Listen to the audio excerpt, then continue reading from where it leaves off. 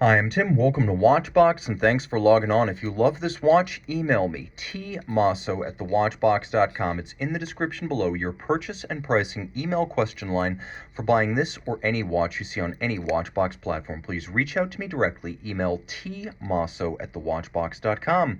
Today, we're discussing a watch launched in 2018, the latest version of the IWC Big Pilots watch.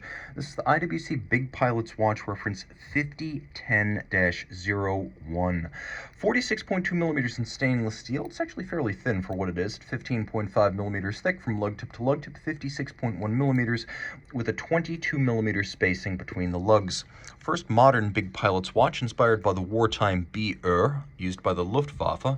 That 2002 model was the first of the modern series Big Pilots, which incredibly are much smaller than the 55mm World War II original. As a result, on my 16cm circumference wrist, you can see I'm pulling it off. The look is huge. Remember, the original would have been designed for use over a flight suit. This one was designed to be worn by a human being. I still think a 17cm circumference wrist or larger is ideal, but if you got a little bit of lug overlap with a Big Pilots watch, that's actually okay. That's part of the look. As with Panerai, big is the idea.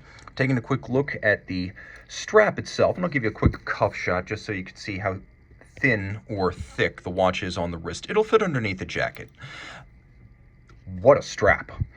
In aviators' tradition, it is calfskin, but it is very thick with lots of leather, and you can see the sheer cut side showing you just how much leather is used. We have rivet style coupling, of course conventional spring bars attach the strap to the case so you can remove it. You don't need to pop the rivets. It has a monotone stitch in black, matte black, full deploying clasp with 3 different finishes. Media blasting inside, then you can see the polish, and then externally you have satination, so 3 different finishings on the clasp. The case is relatively simple. The lugs are blended into the case band. They actually have a rather elegant taper to them, as well as a slight swell to the bevel on their edge, the little polished lip. You can see that the bezel's set in somewhat from the case band. This visually pares down the mass, and then has a circular satin-turned outer bezel that gives way to an inner polished conical bezel. We have a 10.5 millimeter diameter, knurled, almost diamond-style onion crown, characteristic of World War II pilots' watches. You can see the IWC logo and motto Proboscifusia externally. It is a screw down. The watch is 60 meters water resistant, which on a different strap makes it surface swimmable. Just don't use it for diving. It also has explosive decompression security, so you won't blow out the case seals or the crystal if you're in an aircraft cockpit or cabin that explosively decompresses. I can't speak to your mental state at that point, but your watch will be okay. The dial is matte black with an instrument style, high contrast white on black printing. The font is very much aviation instrument from an analog flight deck instrument in the 20th century. We have a sunken register for the power reserve indicator, which, as you can see, disappears, giving you only necessary information in the dark. That said, by day, you can fret over how much of your 168 hours of autonomy remain. Now, the watch can be wound manually. You're probably going to turn about 120 times to wind it fully, so you'll be happy to know that it is an automatic winder with the IWC Albert Peloton pawl-based winding system.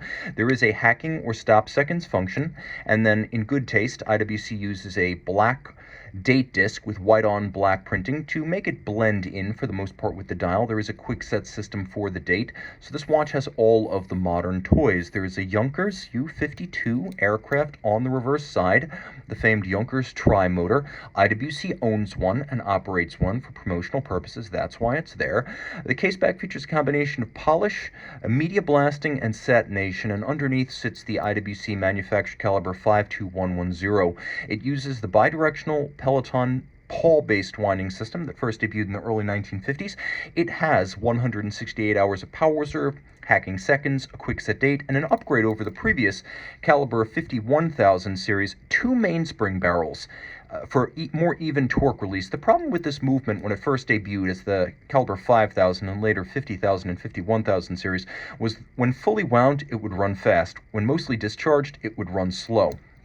From 2015, IWC started rolling out 2-barrel versions of this movement, and that's what we have here. Another change compared to previous versions, this one operates at 8 beats per second, whereas previous versions operated at 21.6 or 18K.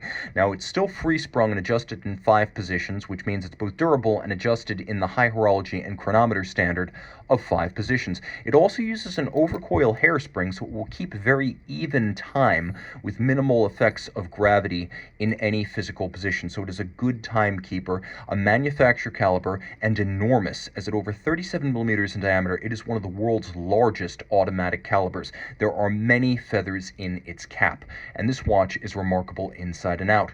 Reach out to Team Mosso at thewatchbox.com for purchase and pricing details.